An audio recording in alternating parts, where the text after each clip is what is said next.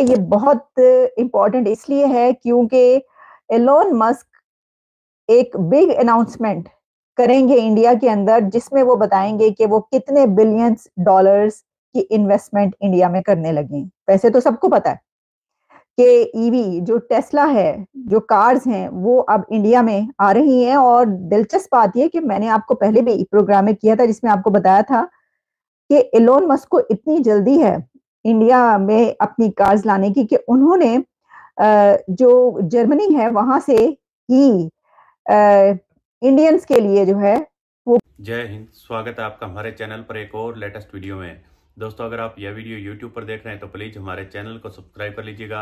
अगर फेसबुक पर देख रहे हैं तो हमारे फेसबुक पेज को भी फॉलो कीजिएगा। हम आपके लिए दोस्तों पाकिस्तानी मीडिया के रोजाना एक से एक लेटेस्ट वीडियो लेकर आते रहते हैं।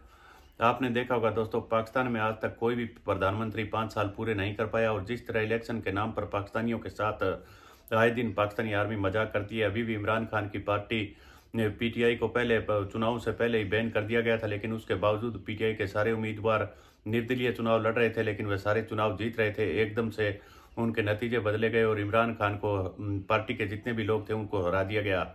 तो दोस्तों, ऐसा भारत में कुछ भी नहीं है, और अब भारत में भी चुनाव होने वाले हैं, और एक बार फिर से पाकिस्तानियों को लग रहा है कि भारत के प्रधानमंत्री नरेंद्र मोदी जी दोबारा तीसरी बार चुने जाएंगे। तो उसको लेकर पाकिस्तानी अभी से ही खौफ में नजर आ रहे हैं, क्योंकि दोस्तों भारत के प्रधानमंत्री नरेंद्र मोदी जी ने जिस तरह पाकिस्तान को पहले भी कहा था कि अगर आतंकवाद पर पाकिस्तान ने कोई भी लगाम ना लगाई तो पाकिस्तान को इसका सबक सिखाया जाएगा, और जिस तरह दोस्तों पाकिस्तान के साथ सर्जिकल स्ट्राइक की गई और दुनिया में पाकिस्तान को बिल्कुल अलग थलग कर दिया गया, और पाकिस्तान आज दर दर कटोरा लेकर भीख मांगने की दहलीज पर आ चुका है। तो अब दोस्तों भारत में चुनाव हो रहे हैं, इसको लेकर पाकिस्तानी पब्लिक में देखिएगा किस तरह का रिएक्शन आ रहा है। चलिए हम आपको इस वीडियो में दिखाते हैं। इससे पहले वीडियो को लाइक कीजिएगा, प्लीज आप हमारा चैनल सब्सक्राइब कर लीजिएगा। चलिए करते हैं वीडियो स्टार्ट। हम शरीफ क्या हुए कि सभी ने बदमाशी दिखानी शुरू कर दी। तो हुआ कुछ यूं है कि यूपी के सीएम योगी ने अब पाकिस्तान के हवाले से जो है वो कुछ कहा है, और जम्मू एंड कश्मीर में वो स्पीच कर रहे थे जिसमें उन्होंने पाकिस्तान के जो कटोरा है उसको मौजूए बहस बनाया है और बेगिंग बॉल का मजाक उड़ाया है। लेकिन इससे पहले कि हम इस खबर की तरफ चले, इससे भी ज्यादा जो नई डेवलपमेंट इससे भी पहले की, क्योंकि ये तो उनकी तो स्पीच कल की है ना, आज की खबर पहले आपको देते हैं, कल वाली खबर पर हम बाद में बात करेंगे। तो जनाब, आज की जो खबर है वो ये है कि एलोन मस्क साहब जो हैं उन्होंने ऐलान कर दिया है, ट्विटर पर ट्वीट किया है कि वो इंडिया जा रहे हैं और इंडिया में उनकी मुलाकात होगी भारतीय वजीर आजम नरेंद्र मोदी साहब से। अच्छा, अब वैसे तो हम जानते हैं कि ये कोई नई बात नहीं है। इसकी वजह ये है कि एलोन मस्क जो हैं वो उन्होंने जाना ही जाना था इंडिया, लेकिन कब जाना था ये अब पता चल गया है। उन्होंने ट्वीट किया है जिसमें उन्होंने लिखा है, looking forward to meeting with prime minister Narendra Modi in India. तो इसका मतलब है कि एलोन मस्क बहुत जल्द इंडिया जा रहे हैं। किस लिए जा रहे हैं, ज्यादा अहम बात यह है। वैसे तो खैर एलोन मस्क का किसी कंट्री में जाना और तो अपने बजाते खुद एक बहुत बड़ी खबर है। दुनिया का जो है वो मोस्ट इन्फ्लुएंशियल, मोस्ट रिचेस्ट और one of the richest man जो है वो एलोन मस्क है। तो एलोन जिस चीज पर हाथ रख देता है, जिस चीज पर उंगली रख देता है, उसका भाव बढ़ जाता है, और जिस चीज पर वो जिसके ऊपर ट्वीट कर देता है उसका भाव गिरा देता है। और बल्कि समटाइम्स तो एलोन अपने ट्विटर पर आकर पूछते हैं लोगों से कि क्या बिटकॉइन को कीमत बढ़वानी है, किसकी कीमत बढ़वानी है। लोग कह देते हैं जब तो वो बिटकॉइन के ऊपर कोई ना कोई ट्वीट कर देते हैं, अगर उसकी कीमत बढ़ानी हो तो वैसी ट्वीट होगी, और अगर उसकी कीमत गिरानी हो तो वैसी ट्वीट होगी। इसी तरीके से और भी बहुत सारी चीजों की, ऑयल तक की, तेल तक पे जो है उन्होंने ऐसी ट्वीट्स की हुई है जिसके बाद उसके भी भाव कम और ज्यादा हुए। लेकिन हम इस वक्त बात करें कि एलोन मस्क जो हैं वो अभी कुछ दिन पहले ही भारत से होकर गए हैं, इंडिया का विजिट करके अभी कुछ दिन पहले एलोन मस्क गए। और इससे पहले भी जो Indian prime minister Narendra Modi हैं उनसे उनकी मुलाकात तो जब नरेंद्र मोदी अमेरिका आए थे, यहाँ पर उनका विजिट हुआ था, तो उस वक्त भी उनकी एलोन मस्क से मुलाकात हुई थी। अब ये जो मीटिंग है ये बहुत इंपॉर्टेंट इसलिए है क्योंकि एलोन मस्क एक बिग अनाउंसमेंट करेंगे इंडिया के अंदर, जिसमें वो बताएंगे कि वो कितने बिलियंस डॉलर्स की इन्वेस्टमेंट इंडिया में करने लगे हैं। वैसे तो सबको पता है कि ईवी जो टेस्ला है, जो कार्स हैं, वो अब इंडिया में आ रही हैं। और दिलचस्प बात यह कि मैंने आपको पहले भी प्रोग्राम में किया था जिसमें आपको बताया था कि एलोन मस्क को इतनी जल्दी है इंडिया में अपनी कार्स लाने की कि उन्होंने जो जर्मनी है वहां से ही इंडियंस के लिए जो है वो कार्स बनाई है वहां पर, और फिर वो जो है वो इंडिया पहुंचेंगी या पहुंच रही हैं। तो इससे पहले कि वो, उन्होंने कहा कि चले एक्सपेरिमेंट अभी से स्टार्ट कर देते हैं। तो अब ये जो है ईवी प्लान, इसको अनवील वो करेंगे, इसको रिवील करेंगे। ईवी प्लान उनका क्या है, कितने बिलियंस ऑफ डॉलर्स वो इन्वेस्ट कर रहे हैं इंडिया के अंदर। और वैसे तो खैर इससे पहले हमने बताया वो $3 बिलियन का वो उनका जो फैक्ट्री या प्लांट है वो उन्होंने लगाना है, उसके लिए उन्होंने जगह भी ढूंढ ली है और वहां पर वो उसका प्लांट लगाएंगे। अब देखिए दुनिया भर के जो बिजनेसेस हैं वो इंडिया में जा रहे हैं और वहां पर अपने प्लांट लगा रहे हैं, अपनी फैक्ट्रीज लगा रहे हैं, दुनिया भर के बिजनेस हैं जी। और सिर्फ यही नहीं कि एलोन की फैक्ट्री वहां पर लगेगी या जो टेस्ला है उसका प्लांट वहां पर लगेगा, नहीं, बल्कि इसके साथ उन्होंने वहां पर इसकी टेक्नोलॉजी भी ट्रांसफर करनी है। क्योंकि जो भी कंट्री वहां पर जाता है इंडिया में अपना काम लेकर, तो उसके लिए जो है वो किया जाता है कि टेक्नोलॉजी दो, तो फिर ठीक है, तो फिर वो टेक्नोलॉजी भी ट्रांसफर करते हैं। तो कोई कह रहा है जालिमो मोदी आ रहा है तो देख ले। तो ये है सिलसिला see Newsweek cover, Modi's unstoppable. अच्छा जी, कोई बता रहे हैं नितिन के कोई न्यूज वीक का कवर आया, बिल्कुल देखते हैं वो, उसके पर देखते हैं क्या आया और उसके पर भी बात करेंगे। मैंने अभी देखा नहीं इसलिए मैं अभी फौरी तौर पर देख देख के बात कर सकती हूँ, लेकिन चले कोई बात नहीं, नेक्स्ट उसमें बात करते हैं। तो अब जनाब ये जो है सिचुएशन, तो इसी के साथ तक आपको पता है 19 अप्रैल अब एक बहुत दुनिया के सबसे बड़े कार्निवाल ऑफ इलेक्शन, यानी कि जो फेस्टिवल है जिसको कहा जा रहा है इंडिया की तरफ से, वो वाले इलेक्शंस भी जो है वो स्टार्ट हो रहे हैं और हो ही चुके हैं, बल्कि अब तो वहां पे जो कुछ हो रहा है वो गहमा गहमी सब कुछ सब चल रहा है।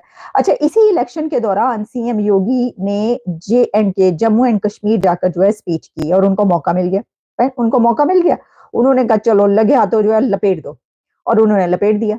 अब मैं इसलिए ही कह रही थी, जो मैंने स्टार्ट में बात की कि हम शरीफ क्या हुए, पूरा जमाना बदमाश हो गया, ये शेख रशीद साहब कह रहे हैं, शेख साहब कह रहे हैं। मतलब शेख साहब आपको पता है उनको तो मारे शारे इतनी पड़ी है वहां पे मुल्क के अंदर, जो पिटाइयां शिटाइयां हुई है, तो वो पहले छुपते रहे हैं, कहीं पर छुपे रहे हैं, उसके बाद फिर वो, अब मेरा ख्याल है कि हाँ आजाद ही है, लेकिन आपको पता ही है। तो अब वो कह रहे हैं कि मैं नहीं बोल रहा, पाव पाव भर के बम गिराने की बात नहीं कर रहा। तो सब जो है वो, अच्छा, हमारे ऊपर बम गिरा रहे हैं। तो अब बम क्या गिराया, योगी साहब ने क्या बम गिराया जनाब? उन्होंने बहुत ही जो है वो एक सरकास्टिक स्पीच की है, और उस पे उन्होंने जो बैगिंग बॉल है कि पाकिस्तान कटोरा पकड़ के पूरी दुनिया में मांगता फिर रहा है, ये कहा है सीएम योगी ने कि देखो दुनिया भर में जो है वो भीख मांग रहे हैं राशन के लिए और खाने के लिए। तो योगी साहब आप ये कह रहे हैं तो कौन सी बड़ी बात हो गई, ये तो प्राइम मिनिस्टर साहब ने कहा। शहबाज शरीफ साहब कई मरतबा कह चुके हैं, कहते मैं जहां भी जाता हूँ तो सब देख के समझ जाते हैं कि मांगने के लिए आया हूँ, और उसके बाद वो दूसरी तरफ मुंह करके खड़े हो जाते हैं, या फिर ये कि अब क्या करें फिर भी मांगते हैं। आप सोचें, आप तो ये कह रहे हैं सिर्फ, है जी योगी जी, आप तो कह रहे हैं, आप सोचें जो बेचारा ये बंदा ये काम करता है उसके ऊपर क्या कयामत गुजरती होगी, कि उसे पता है अभी वो सऊदी अरेबिया से मांग के आए, अभी मांग के आए, कह रहे हैं कि 5, और कामयाब कहा जा रहा है कि वो 5 बिलियन की तो बात हो गई है, वो हो जाएगा काम, इन्वेस्टमेंट के उसमें जो भी वट एवर जो भी है।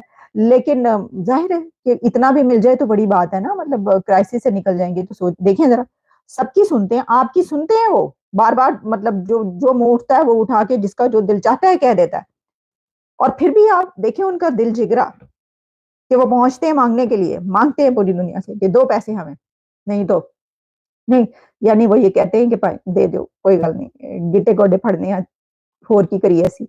अच्छा, प्रॉब्लम ये है कि देखिए इसमें मजे की बात ये कि मैं आपको इससे पहले कि सुनवाऊं सीएम योगी की वो बात, उन्होंने साथ में वार्न भी कर दिया।